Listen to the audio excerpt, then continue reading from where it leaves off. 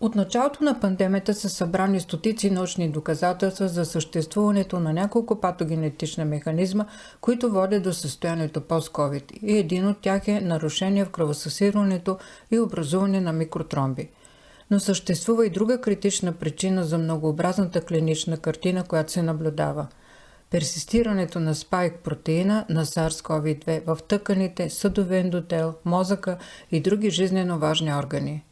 Наличието му може да провокира автоимунни процеси, хронични възпаления, ендотелити, тромбози, миокардити, невродегенеративни промени, канцерогенни процеси и множество системни нарушения. С проучване на тези поражения се заема изследователския проект Zero Spike, иницииран от италианската организация Rinascimento Италия. Задачата, която проектът си поставя, е фундаментална. Може ли спайк протеинът да бъде неутрализиран и ефективно изведен от организма? В проекта се включва италианският предприемач Фабио Зофи, с чиято финансова подкрепа са поручени стотици хранителни добавки и в край на краищата е установено, че N-ацетилцистеинът НАК има потенциал да денатурира спайк протеина инвитро до 12-14%. НАК е лекарство с над 60 годишна история в медицината, известно като АЦЦ и като прекурсор на най-мощния антиоксидант – глутатиона, заради което през последните години той стана популярен във фитнеса и антиейджинга. За оптимизиране на ефекта на НАК, Зофи привлича атомен физик, който прилага иновативна технология с цел промяна на молекулярната кохерентност на субатомно ниво. В резултат, биологичната ефективност на НАК по отношение на елиминирането на спайка се увеличава до 10 пъти.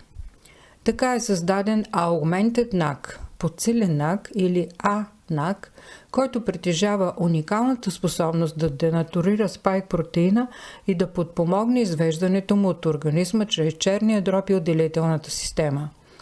По данни на Фабио Зофи и неговия интердисциплинарен екип, АНАК може да способства за елиминирането на до 99% от натрупания в организма спайк.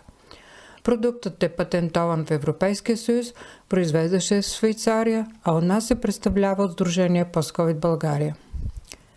Клиничният опит на водещи специалисти, като доктор Тина Пиърс, и свидетелствата на стотици болни потвърждават ефекта на АНАК при основните симптоми на пост-ковид, а именно когнитивни нарушения, тежка умора, болки в стави и мускули, невродегенеративни увреждания, безсъние и много други. 3-месечен прием обикновено води до значително подобрение или пълна ремисия. Добавката може да се купи от сайта на производителя и от Сдружение Post-COVID България. Но трябва да се има предвид, че приемът на АНАК трябва да става под медицинско наблюдение по редица причини. Ето първия разказ на участник в нашето анкетно проучване, жена на 60 години и нейния баща на 93 години. Разказът е анонимен, защото се споделя лична информация. Значи колко време вземате АНАК? 3 месеца, на 5 февруари почна. И не 3 месеца, 2 месеца и половина. От 5 февруари сме го почнали. Така, по колко? А по едната таблетка се вземаме. Значи при мен още първата седмица почна голямо отделяне на секрети. Аз съм пушачка, между другото. Докато сега вече почти няма. Намаляха и другото, което забелязах, аз по време на ковида почнах да получавам алергична реакция към боичи за коса. И с беззабонячна боя, нали? И сега последния път, като се боядисвах и пия противоалергични преди да се боядисам и след 2-3 дена, защото ми излизаха рани. Целите ми уши посиняваха, отзади ранички и лимфните възли на главата ми се подуваха, като топки ставаха. А сега последния път, като се боядисвах, нямам такива симптоми и го давам на това, защото аз нищо друго не пия. Не знам дали е от това или не, но за първи път с една и съща боя, всеки път се боядисвам, нали, професионална, но този път нямах тия симптоми. И сутрин, като го изпия, аз сутрин го пия на гладно с топла вода и просто енергия, нямам... Много добре се чувствам. Какви оплаквания, в смисъл свързани с концентрация? Много по-добре ми. Много по-добре. Мозъчна мъгла има ли сте? Аз нямах мозъчна мъгла, но как да ви кажа, аз нямах енергия. Просто докато при баща ми мозъчната мъгла изчезна, просто той е 90, той е 33-ти набор, значи 90 и колко, 93 години. И много добре се чувства. Той казваше, той прекара много тежък COVID. Нямаме ваксини, никой няма ваксини от нас. Но прекара много тежък, просто почти умрял го закарахме в болницата и оцеля по чудо. Просто оцеля по чудо. И казва, че и получи лекен инсулт, явно са се рекнали.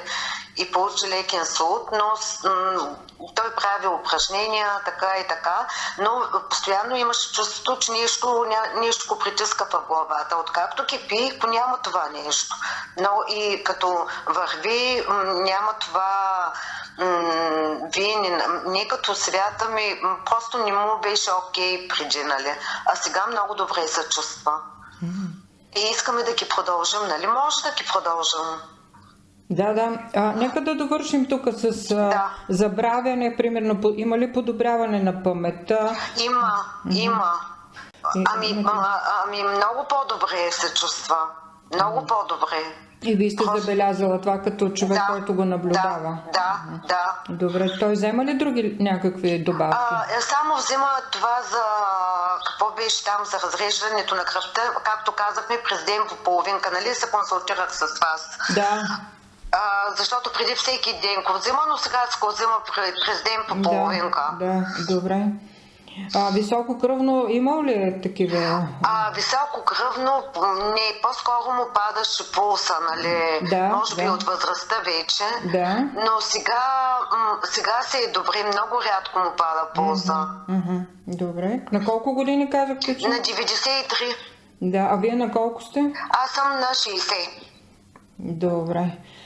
Такава раздразнителност при вас или апатия?